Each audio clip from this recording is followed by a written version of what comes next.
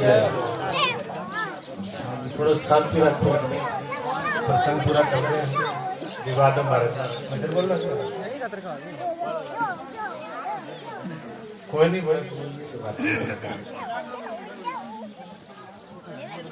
भूल गए कि वही पहुंच गए दूसरी जगह।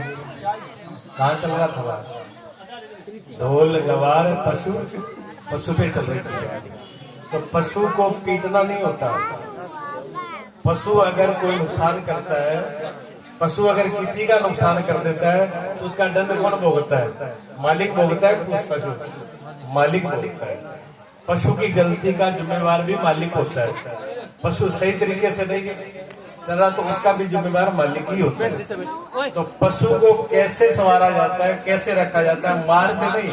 हाँ, भय तो जरूर हो सकता है थोड़ा बहुत, और भय बिना तो ग्वाल नहीं उठता। उसको भी भय की थोड़ी जरूरत हो सकती है, पर पशु को सही तरीके से चलाना।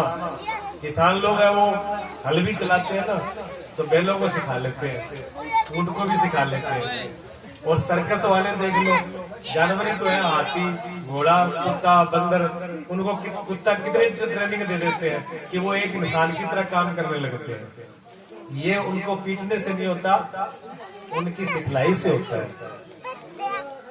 तो ढोल गवार पशु और नारी, नारी के साथ ही इसका वाद विवाद होने लगा। अब एक आदमी ने ये पढ़ ली चौपाई, और चौपाई पढ़ ली, जब पत्नी गड़बड़ करे ना, जल्दी वो तुलसीदास ने चौपाई बोल दे, ढोल गवार पशु और नारी, ये तांडव के थे, ये पिटड़ खाते ही हुआ। वो सुन के बेचारी, उसको तो अर्थ था नहीं, वो सुन के वो भी अपने रोज सुना देते हैं। तुलसीदास भी पीछे पड़े और ये पति देव भी पीछे पड़े। तो एक बार गुरु जी के पास गई, जैसे गंगाराम जी जैसे, कहते गुरु जी हमारे घर वाले तो परेशान करते हैं हमको। क्या बात है, रोज चुपाई सुना देते हैं, ढोल गवार पशु और नारी, ये चारों ताड़ने के अधिकारी। तो गुरु जी ने कहा बेटा कोई बात नहीं, चुपाई की बात है क्या? चुपाई तो एक दूसरी हम सिखा देते हैं, वो तू सीख ले। ढोल गवार पशु और घोड़ा, जितना पिटो उतना ही थोड़ा। दूसरी चुपाई उसकी शुरू कर दी। तो ये तो कोई निर्णय नहीं है, ये वाद विवाद है। वाद विवादों से कोई निर्णय नहीं होता है। निर्णय तब होता है जब निर्णय के तरीके से हम उसको समझते हैं। तो ये हमको भी मालूम है कि पीटना कोई भी महान पुरुष है, कोई भी संत किसी भी मातृ शक्ति का अपमान नहीं करेगा। क्यों? संत कहाँ से आए हैं? बिना माताओं के संत, संत की भी तो माँ होगी क्या? वो बिना माता के आ गए? संतों की भी माँ है, उनके लिए भी पूजनीय है। मातृशक्ति सबके लिए पूजनीय है। कभी भी कोई संत महापुरुष किसी का, वो तो छोटे कबीर साहब ने कहां तक लिख दिया, क्या तिनका हूं न नींद ये जो पांव तले हुए, न जाने कब उड़ आंखन पड़े पीर गनेरी हुए। क्या एक छोटा सा तिनका होता है, उसको भी बुरा मत करो, उसकी भी निंदा मत करो। अगर वो उड़ करके आंख में पड़ जाता है तो वो भी आंख में बहुत दर्द करता है। तो बुराई किसी की भी नहीं करना चाहिए। संत तो एक तिनके की बुराई नहीं करते, तो माताओं की बुराई कैसे कर देंगे? माताओं की बुराई नहीं की, गोस्वामी तुलसीदास जी भी नहीं की, सिर्फ समझने का फर्क है। तो अगर हम माताओं को सही शिक्षा नहीं देते, माताओं को सही शिक्षा नहीं देते, तो उसके जिम्मेवार आदमी है। अगर माँ बाप ने सही, बच्ची अगर गलत रास्ते जाती है, बच्ची अपना रास्ता भटक जाती है, संस्कार सही नहीं है, तो माँ बाप ही जिम्मेवार है कि उन्होंने संस्कार सही नहीं दिए। और संस्कार कब हम लोग कब संभालते हैं? हम लोग जब काम बिगड़ जाता है तब संभालते हैं। हमारी आदत है ये। 1 मिनट वही चाय वाले इतनी जोर से चाय बस बेचो, थोड़ी सी धीरे बेचो। हम डॉक्टर के पास कब जाते हैं? जब रोग हमारा अमर हो जाता है, थोड़ा वो दर्द हो जाए पेट में, सिर में, ये वो। मैं देखा चलता रहता काम, जिम्मेदारी से कोई बात नहीं, दिखा लेंगे, थोड़ा सी गोली ले लो। जैसे दुकान से ले ली, मेडिकल से ले ली, छोटे मोटे डॉक्टर से पकड़ ली, थोड़ा दर्द होना देना फलानी गोली, वो खुद ही डॉक्टर बन जाता है और दवाई लेता रहता। जब बिल्कुल ही चलना उठना बैठना बंद हो जाए, तब कहते हैं डॉक्टर के पास जाते हैं हम, तब चेकिंग कराते हैं, तब वो कहते हैं जी आपकी बीमारी तो बहुत हाई लेवल पर होगी, ज्यादा बढ़ गई। इतनी क्या कर रहे थे? बस डॉक्टर जी ऐसे चल रहा था, घर के काम हम लोग हर काम को बजा लेते हैं, तब वो समझते हैं उसको। इसी प्रकार बच्चे जब हमारे बड़े हो जाते हैं, बिगड़ जाते हैं, तब हम कहते हैं, कभी संतों से कहें, कभी गुरुजी से कहो, कभी किसी के, तब एक दूसरे को कहते हैं क्या बच्चा इसको सुधारो, नहीं सुधरेगा, वो सुधर सकता ही नहीं है, क्योंकि सुधरने की जो जड़ थी वो गड़बड़ कर दी। बीज से किसान लोग जानते हैं ना, अगर फसल बढ़िया चाहिए तो पहले बीज और जमीन दोनों सही होना चाहिए। बीज भी सही हो, जमीन भी सही हो और समय भी सही हो। बेटाइम की फसल भी नहीं होती, बीज गड़बड़ है तब भी नहीं होती, और जमीन में ऐसे कह रहे हैं बंजर में तब भी नहीं होती। तीनों बातों का ध्यान रखा जाता है। समय, गर्भाधान का समय भी पता होना चाहिए। माँ को भी अपनी सही जिम्मेवारी समझना चाहिए, और पिताजी का भी नियम सही होना चाहिए। कहीं शराब पिए हुए, कहीं खुशी में, कहीं नशा किए हुए, उस टाइम में हम गर्भाधान कर रहे हैं। हमारा कोई तपस्या नहीं है, हमारी कोई पूजा नहीं है, हमारा कोई विधि नहीं है, हमारा कोई नियम नहीं है, हमारे को कोई टाइम का पता नहीं है, और हम उसका गर्भाधान कर रहे हैं। राक्षस और देवता एक ही पिता की संतान है। राक्षस और देवता एक ही पिता की संतान है। भागवत जी पढ़ के देखो, आपने सुनी होगी कश्यप ऋषि की। लेकिन राक्षस कहां से शुरू हुए? हिरण्यकश्यप पैदा हुआ था तो उनकी ने प्रार्थना करी कि मुझे पुत्र चाहिए, तो हिरण्यकश्यप ने अपनी धर्मपत्नी से कहा कि ये समय सही नहीं है, ये मेरे पूजा का संध्या का समय है।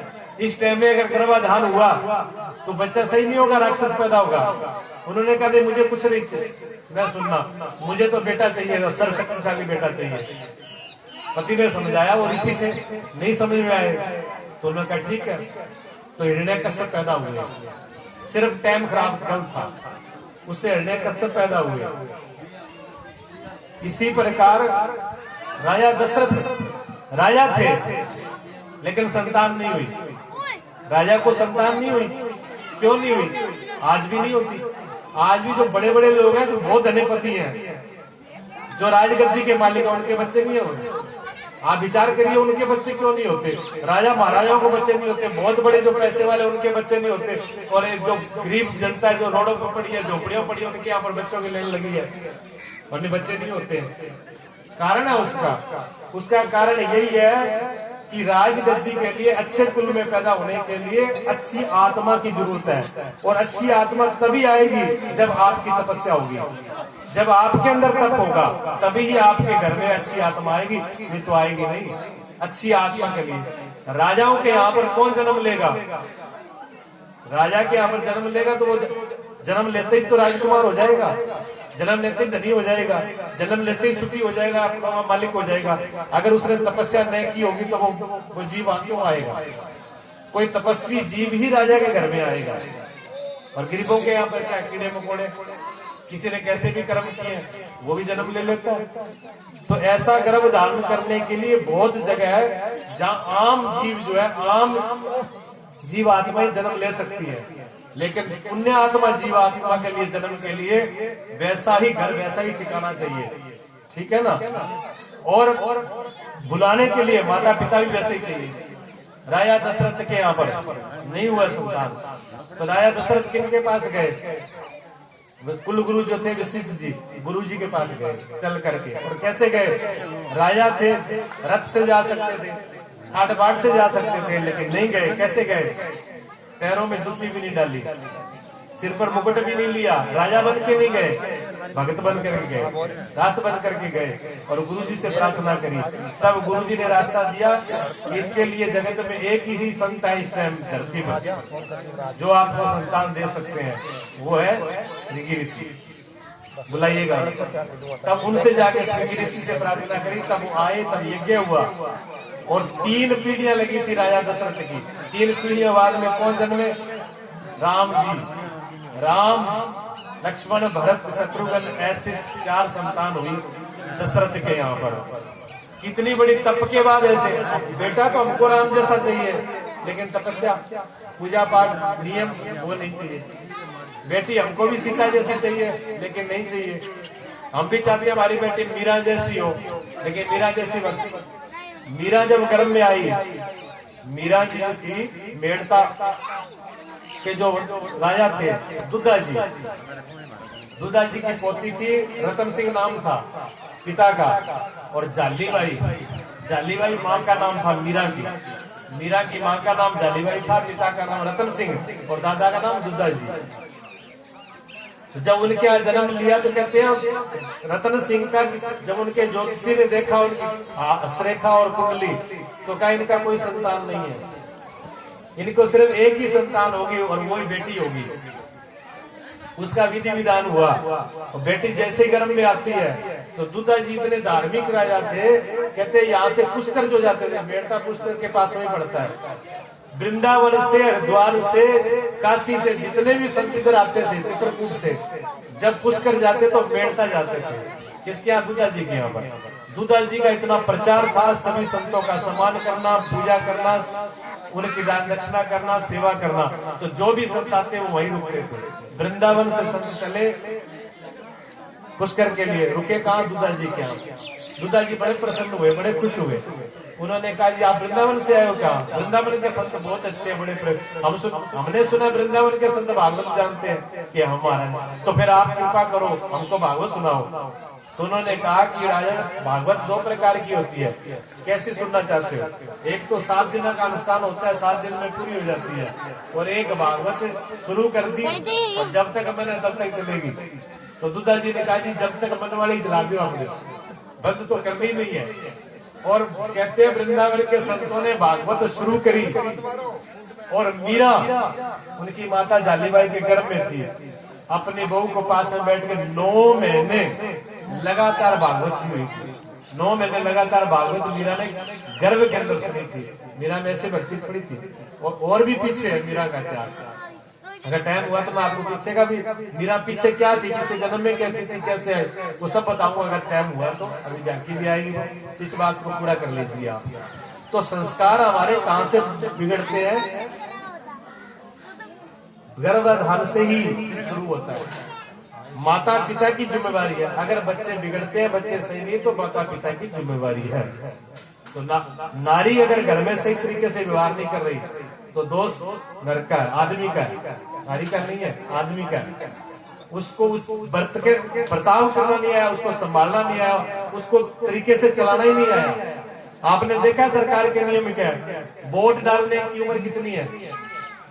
21 साल, 18 साल। वोट डालने की उम्र 18 साल की है। 18 साल जिसको वोट डालने का अधिकार है वो प्रधानमंत्री बन सकता है, देश का राजा बन सकता है।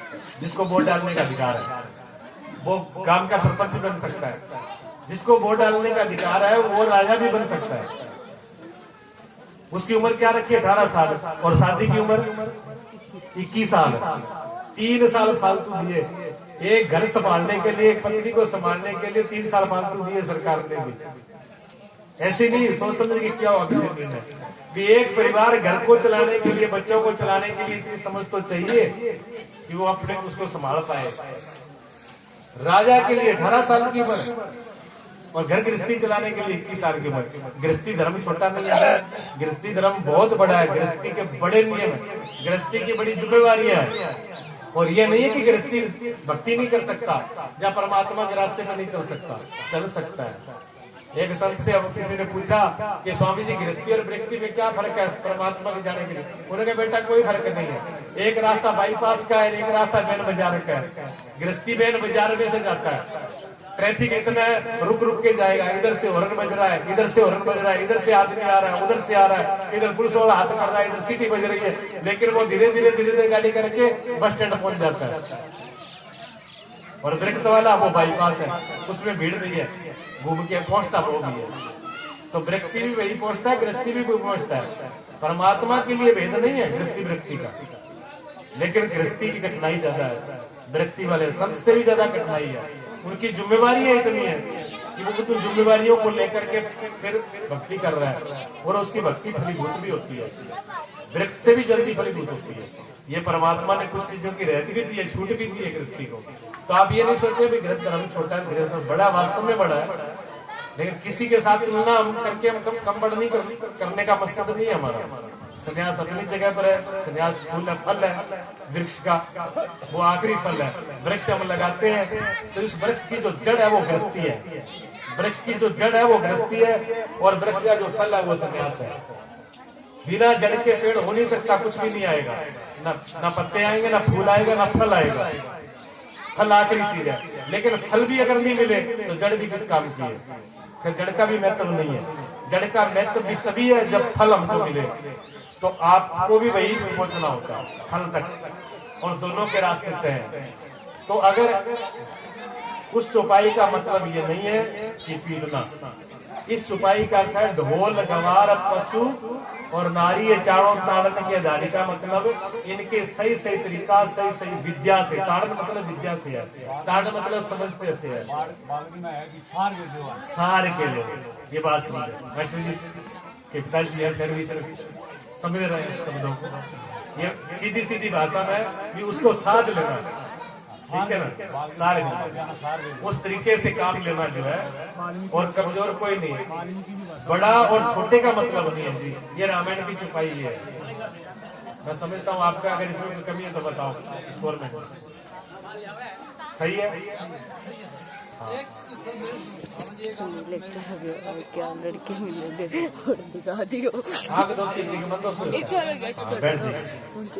आप लड़के हो, दिखा दियो आप लोग।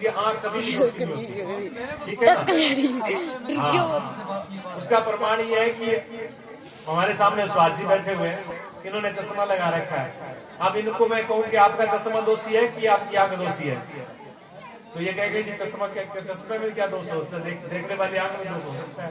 चश्मा तो अपनी जगह पर कांच है, वो कांच का टुकड़ा क्या दोषी होगा? कांच के टुकड़े में कोई दोष नहीं है, ये एक लेंस है बस। एक चश्मा जो है ये आंखें मात्र चश्मा और कुछ नहीं है, ये एक लेंस है। देखता कौन है? मन। मन ही सब निर्णय लेता है, मन ही गड़बड़ करता है, मन ही बीच में अच्छाई बुराई बनाता है, मन ही दोषों को पैदा करता है, मन ही अच्छा और बुरे का निर्णय करता है। देखने में एक ही है, देखो व्यक्ति एक ही है, एक व्यक्ति को आंख भेद नहीं कर रही, आंख तो व्यक्ति को व्यक्ति ही देख रही है, लेकिन मन के अंदर गड़बड़ है। तो मन में अगर उसके प्रति प्रेम है तो वो व्यक्ति मित्र है, अगर इधर वाले के अंदर वो पूजनीय है तो वो मन उनको पूजनीय मान रहा है आंख के द्वारा, आंख तो वही है लेकिन मन उनको पूजनीय मान रहा है। अगर उसके अंदर ईर्ष्या है, जलन है, तो उसी व्यक्ति को वो दुश्मन की तरह देखेगा, वो उस तरीके से नहीं दे सकता। मन से ही भेद होता है, व्यक्ति एक ही होता है। मन से ही एक व्यक्ति में कोई पिता देखता है, मन से एक व्यक्ति में कोई पुत्र देखता है, मन से एक व्यक्ति में कोई मित्र देखता है, मन से एक व्यक्ति में कोई दुश्मन देखता है, मन से ही कोई मामा, कोई फूफा, कोई बड़ा, कोई छोटा, कोई ताऊ, कोई चाचा, सब संबंध मन से है, आंख से नहीं है।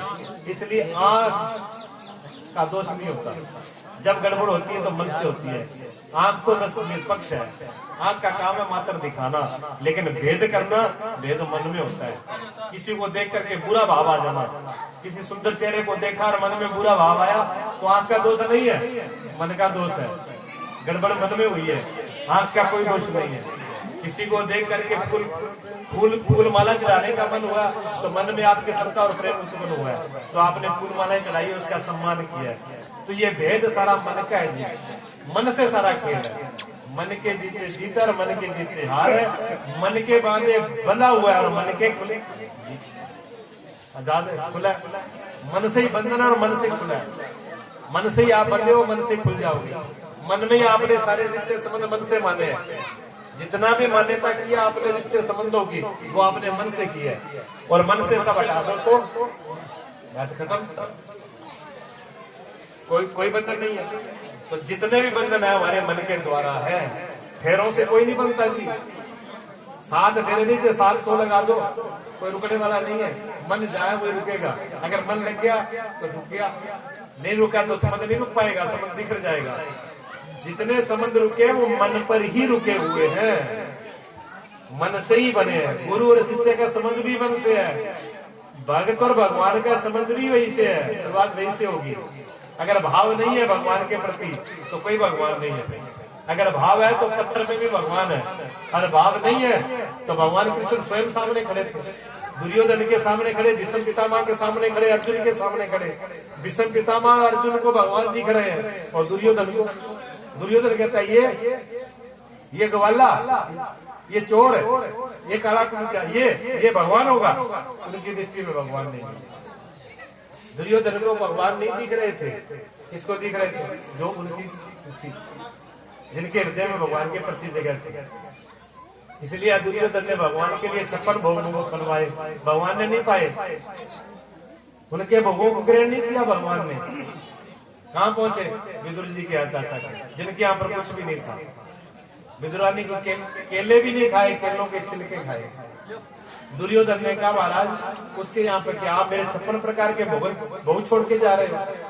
भगवान ने कहा दुर्योधन 2 प्रकार से खाया जाता है, जहाँ तो इतनी भूख लगी हो, भूखे मारे आदमी मर रहा हो, तो कुछ भी तो खा लो, कहीं से मिले खा लो, अपनी जान बचाओ। कोई जीवन सर्वोपरि है, जीवन के लिए कुछ भी एक बार डाल लो, जीवन बच जाए, प्राण बच जाए, जहाँ तो तब खाया जाता है।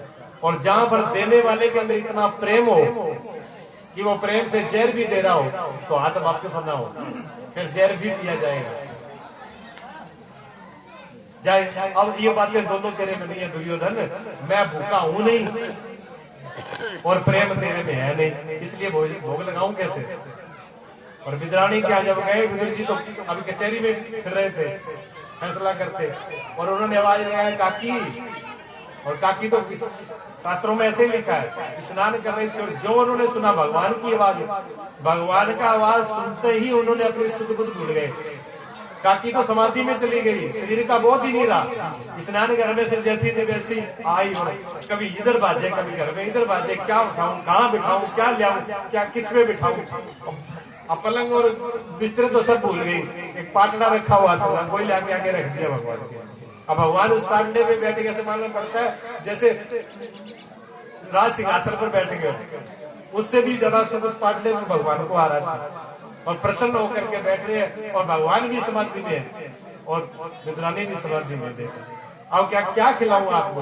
व्रत था उस दिन, वो केले ले आए हुए थे, अब केले ले आई उठा करके, और केले के अंदर जो गुद्दा होता है खाने वाला वो तो निकाल के फेंक दे, और छिलके भगवान को खिलाए, और भगवान इतने प्रेम से खाते जाओ और प्रसन्न होते जाए। इतना आनंद तो कभी आया ही नहीं किसी में। ले आओ कोई बात नहीं।